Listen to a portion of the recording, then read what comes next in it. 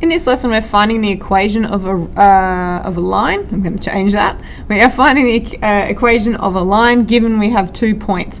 So we know that the equation of a line is y equals mx plus c, the m being the gradient and the c value being the y-intercept, so where the line runs into the y-axis here, so at x equals 0. So we have to be able to find something in the form of this equation to describe the line on the Cartesian plane.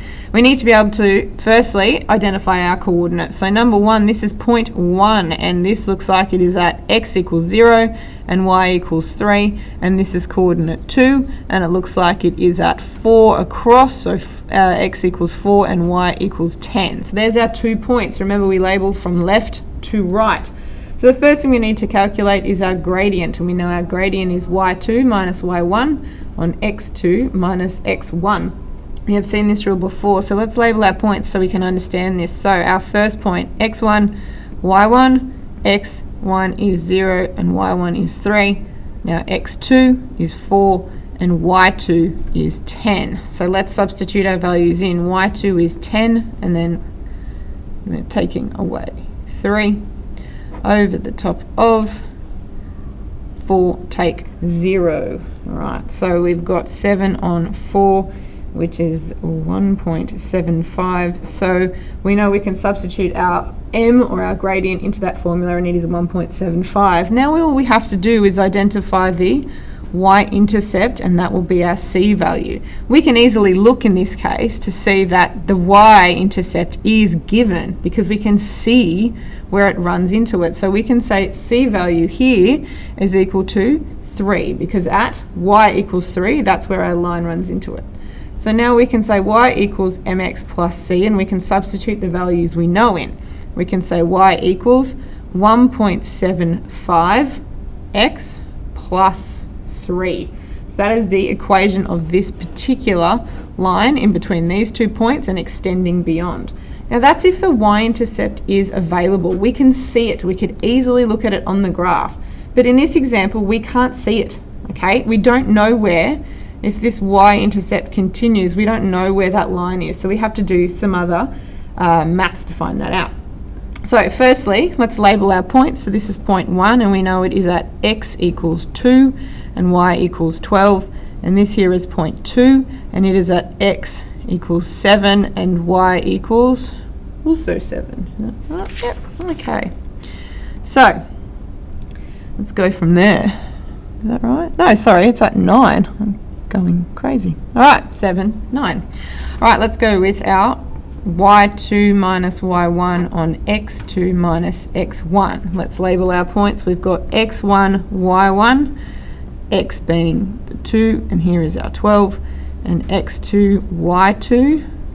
Our x2 is 7 and our y2 is 9. So let's substitute those values in. We will have 9 minus 12 on 7 minus 2, which is negative 3, on 5, which is negative 0.6. Now, if we have a look at this number, it's okay that it's negative because our line from left to right is going down our page, so that's acceptable. But now we have to figure out our y-intercept. Now, without it, we have to just start our equation. So y equals mx plus c. We've got our y value is going to be changing.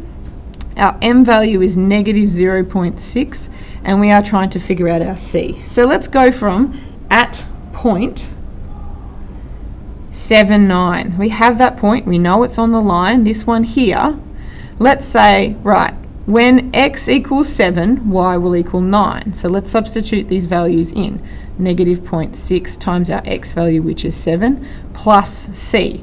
Now we can calculate that out. So 9 equals, let's get our calculator and say, negative 0.6, oops, sorry, 0.6 times 7 is negative 4.2. We've still got our plus c, and now we need to rearrange to solve for c, to find the value of c.